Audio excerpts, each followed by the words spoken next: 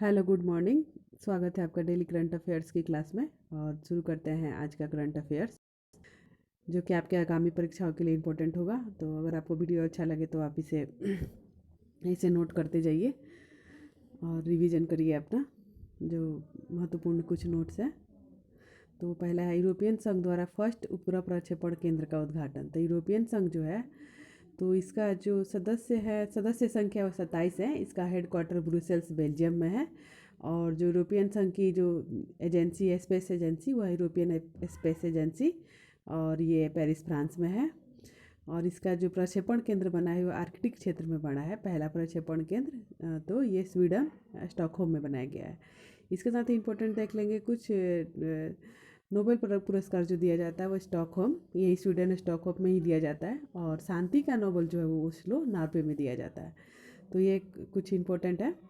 अगला है 71वां miss universe. तो इसका अभी चुनाव हुआ है 71वें मिस यूनिवर्स का। तो ये कौन बनी है? तो ये बनी है आर बोनी ग्रेवियल, और ये है अमेरिका, यूएसए की। और जो 71वां मिस यूनिवर्स का आयोजन हुआ था ये यूएसए में हुआ था। और वहीं की जो आर बोनी ग्रेवियल है वो मिस यूनिवर्स बनी है 2023 की। तो ये 2022 की, तो ध्यान रखेंगे यहाँ से। और इनको जो ताज पहनाया वो 17वीं जो मिस यूनिवर्स थी, हरनाज संधू, चंडीगढ़ इंडिया की थी, उन्होंने इनको ताज पहनाया है। तो ये ध्यान रखेंगे यहाँ से। और इसके साथ ही अब तक ये देख लेंगे कि अब तक कितनी भारतीय महिलाएं हैं जो मिस यूनिवर्स का खिताब जीत चुकी हैं। तो इसमें ये इम्पोर्टेंट हो जाएगा। तो अब तक 3 बार जो है महिलाएं, भारतीय महिलाएं है वो मिस यूनिवर्स का खिताब जीत चुकी है, जिसमें पहला नाम है सुष्मिता सेन, दूसरा है लारा दत्ता और तीसरा है हरनाज संधू का। तो अगला है ऑनलाइन गेमिंग में बढ़ावा देने के लिए उत्कृष्टता केंद्र। तो ऑनलाइन में बढ़ावा देने के लिए उत्कृष्टता केंद्र का उद्घाटन किया गया है। तो ये किया गया है शिलोंग, मेघालय में। और इसमें होगा स्टार्टअप विकास के साथ पूर्वोत्तर भारत का विकास। और जो ये स्टार्टअप का जो मंत्रालय है ये करेगा, जो ऑनलाइन गेमिंग का उत्कृष्टता केंद्र का जो है वो कर रहा है, इसका मंत्रालय है इलेक्ट्रॉनिक एवं सूचना मंत्रालय द्वारा। और इसके साथ ही देख लेंगे चेरी ब्लॉसम फेस्टिवल। तो ये शिलोंग में मनाया जाता है। इंडिया की 100वीं स्मार्ट सिटी ये भी शिलोंग है। असम राइफल्स का मुख्यालय भी शिलोंग में है। और कुछ इंपॉर्टेंट्स देख लेंगे। फर्स्ट खादी उत्कृष्टता केंद्र तो ये बनाया गया है दिल्ली में 2022 में ही। तो ये ध्यान रखेंगे यहाँ से।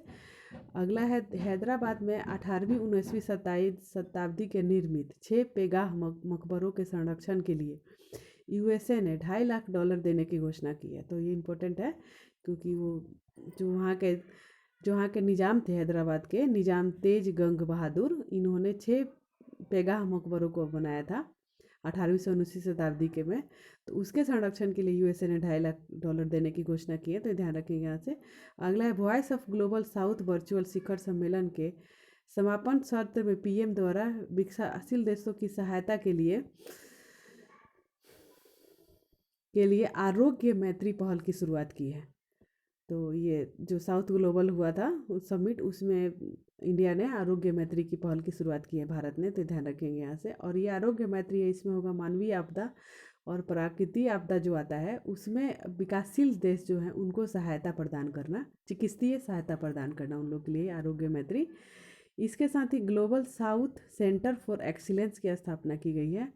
और तीसरा global south science and technology initiative की स्थापना की गई। तो 3 इंपॉर्टेंट हैं, तो ध्यान रखेंगे, नोट करते जाएंगे यहाँ से। अगला है 5G तकनीकों को प्रारंभ करने वाला विदिशा जिला स्टार्टअप्स स्तर पर 5G तकनीकों को स्टार्टअप स्तर पर प्रारंभ करने वाला जो जिला है विदिशा, वो है मध्य प्रदेश का। और जो 5G तकनीक की शुरुआत हुई थी वो 1 अक्टूबर 2022 से शुरुआत हुई थी। और इसके साथ ही देख लेंगे इंपॉर्टेंट पॉइंट की जो पहला आकांक्षी जिला था वो विदिशा जिला ही था, मध्य प्रदेश का। और इस तरह से देखेंगे कि पूरे भारत में आकांक्षी जिलों की संख्या 112 है। और जो 17वां प्रवासी भारतीय सम्मेलन हुआ था वो इंदौर मध्य प्रदेश में हुआ था। और जिसके चीफ गेस्ट थे वो गुयाना के राष्ट्रपति मोहम्मद इरफान थे। तो ध्यान रखेंगे यहाँ से। और ये इसी के साथ ही 2022-24 तक की अवधि के लिए इंडिया को association of Asian election authorities का अध्यक्ष चुना गया। तो ये भी इम्पोर्टेंट है। 7वां है सीमा सड़क संगठन द्वारा विदेशी देश के असाइनमेंट पर पहली महिला ऑफिसर कौन बनी है? तो ये बनी है सुरभि जखमोला को तैनात किया गया है सीमा सड़क संगठन द्वारा।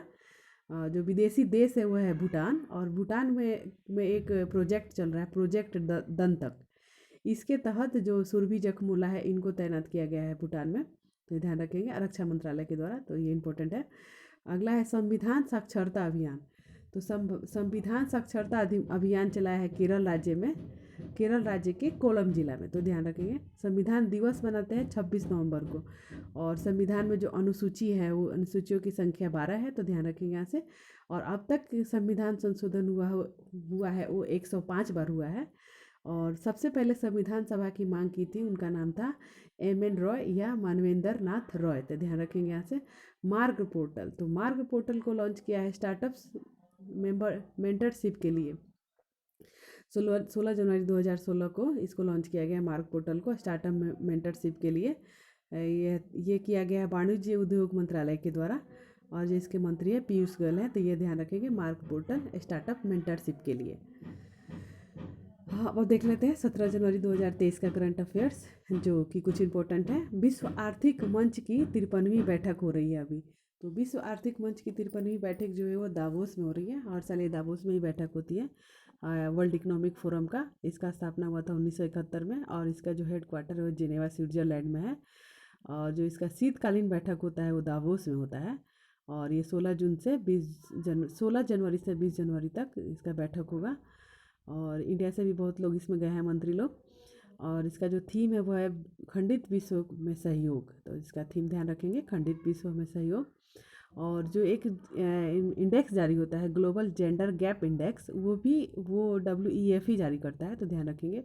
और इसमें 130 देश के 2700 से अधिक लोग इसमें भाग लेंगे, तो ध्यान रखेंगे। इसके साथ ही मॉन्ट्रियल का कुछ देख लेंगे। तो मॉन्ट्रियल जो है वो कनाडा में है, और मॉन्ट्रियल में ही 16 सितंबर 1987 को ओजोन पर संरक्षण के लिए बैठक हुआ था। और इसके साथ अभी 2022 में COP15 की भी बैठक हुई थी यहाँ पे जैव विविधता संरक्षण के लिए, तो ये ध्यान रखेंगे।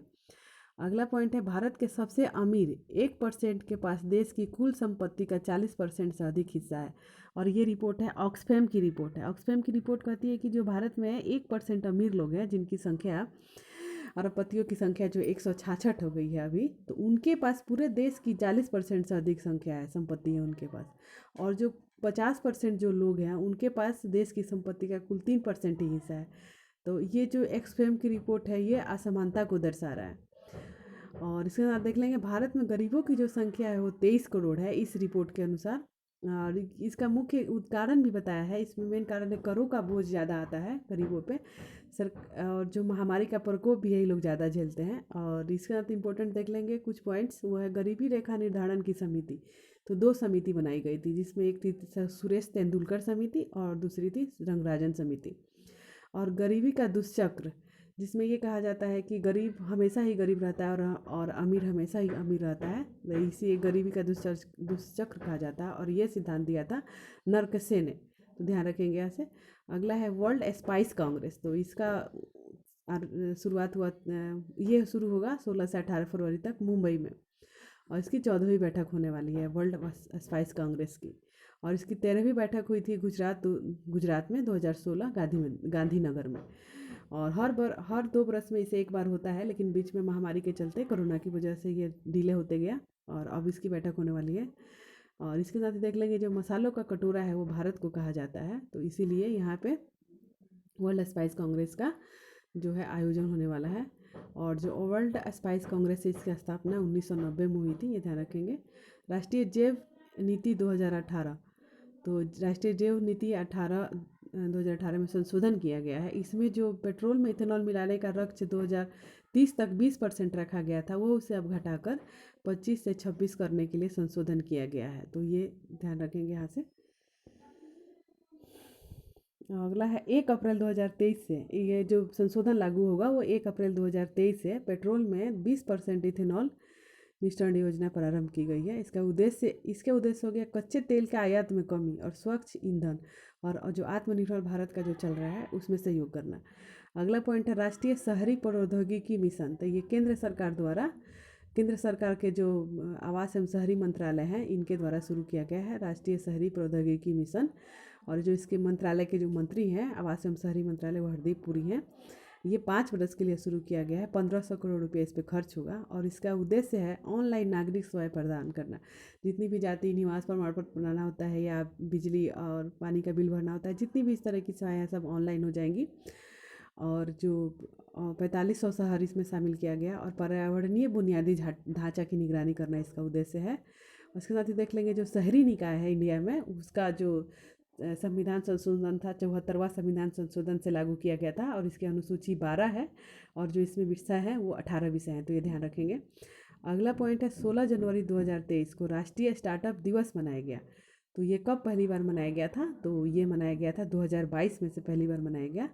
और जो स्टार्टअप और यूनिकॉर्न का जो मामला है इसमें इंडिया विश्व में तीसरे स्थान पर थे। ध्यान रखेंगे स्टार्टअप और यूनिकॉर्न के मामले में इंडिया जो है विश्व के तीसरा स्थान पर है। और ये 16 जनवरी को इसलिए मनाया जाता है क्योंकि इस दिन स्टार्टअप मिशन इंडिया शुरू हुआ था, तो ये ध्यान रखेंगे। और उसके साथ ही कुछ जो महत्वपूर्ण दिवस जो पहली बार मनाए गए 2022 में वो ध्यान रखेंगे, वो था स्लॉथ बियर दिवस। तो ये 12 अक्टूबर को मनाया गया स्लॉथ बियर दिवस। और बीरवाल दिवस तो ये 26 दिसंबर को मनाया गया, 2022 में दोनों मनाया गया पहली बार, तो ये इम्पोर्टेंट हो जाता है। अगला है राइट टू साइट विजन के उद्देश्य से अंधता नियंत्रण पॉलिसी लागू करने वाला राज्य। तो राइट टू साइट विजन के उद्देश्य से अंधता नियंत्रण पॉलिसी लागू करने वाला जो राज्य है वो राजस्थान है। और जो इसमें राजस्थान में एक पॉलिसी चल रहा था निरोगी राजस्थान पॉलिसी के तहत ये राइट टू साइट विजन का अंधता नियंत्रण पॉलिसी लागू किया गया है। और इसके साथ ही राजस्थान में और भी चलती हैं बहुत अच्छी अच्छी योजनाएं चल रही हैं, जिसमें पहला है निःशुल्क दवा योजना, अगली चिरंजीवी योजना जिसमें 10 लाख का स्वास्थ्य बीमा दिया जाता है, और अगला है इंदिरा रसोई योजना जिसमें 8 रुपये में खाना दिया जाता है। और इसके साथ ही देख लेंगे कि आँख का प्रत्यारोपण होता है उसमें कॉर्निया का ट्रांसप्लांट होता है। और सबसे जो ऊंचा ओपीडी बना है 24 मंजिल का वर्ल्ड में, वो जयपुर में बना है। राजीव गांधी ग्रामीण ओलंपिक खेल ये भी इसका भी आयोजन राजस्थान में हुआ। विश्व का तीसरा सबसे बड़ा जो क्रिकेट स्टेडियम है जयपुर राजस्थान में बनाया जा रहा है। तो ये कुछ राजस्थान से इंपॉर्टेंट क्वेश्चन है, ध्यान रखेंगे। 8वां एक दिवसीय क्रिकेट के इतिहास में अब तक सबसे बड़ी जीत। तो एक दिवसीय क्रिकेट के इतिहास में अब तक की सबसे बड़ी जीत दर्ज की है, 317 रन से इंडिया ने जीता है, और वो भी श्रीलंका के खिलाफ, जिसमें इंडिया ने 390 रन बनाया था, जबकि उसके खिलाफ श्रीलंका ने 73 रन ही बना सकी थी। और जिसमें सबसे जो विराट कोहली हैं उन्होंने ज़्यादा इसमें है फेमस हुए, और इन्होंने वनडे में अब तक 46 शतक जीत चुके हैं। इसके साथ सर्वाधिक जो शतक है वो सचिन तेंदुलकर के नाम है, 49 शतक उन्होंने जीता था, बनाया था। और इसके साथ देख लेंगे इंपॉर्टेंट वनडे वर्ल्ड कप 2023 इसका आयोजन इंडिया में होने वाला है। अगला पॉइंट है हैदराबाद के आखिरी निजाम जिनका निधन हो गया है तुर्की के इस्तांबुल में। तो ये 8वें जो निजाम थे हैदराबाद के आखिरी और 8वें जो निजाम थे, इनका निधन तुर्की के इस्तांबुल में हुआ है। उनका नाम है नवाब मीर बरकत अली खान। तो नवाब मीर बरकत अली खान हैदराबाद के आखिरी नवाब थे 8वें नंबर के। अगला है Womaniya on government e marketplace. तो Womaniya on government e marketplace तो 2019 में लॉन्च हुआ था, और इसके आज जो सफलता का जश्न मनाया गया है नई दिल्ली में मनाया गया, तो ध्यान रखेंगे यहाँ से। और जो जेम है गवर्नमेंट ई मार्केट पैलेस का मतलब होता है इसका, 2016 से शुरू हुआ था। और जो Womaniya on government e marketplace है इसमें महिला स्वयं सहायता समूहों को उद्यमशीलता में बढ़ावा देने के लिए शुरू किया गया। तो ये है कुछ आज का करंट अफेयर्स इंपॉर्टेंट्स। तो आई होप कि आपको अच्छा लगे, तो लाइक शेयर एंड सब्सक्राइब करिए, और थैंक यू वेरी मच।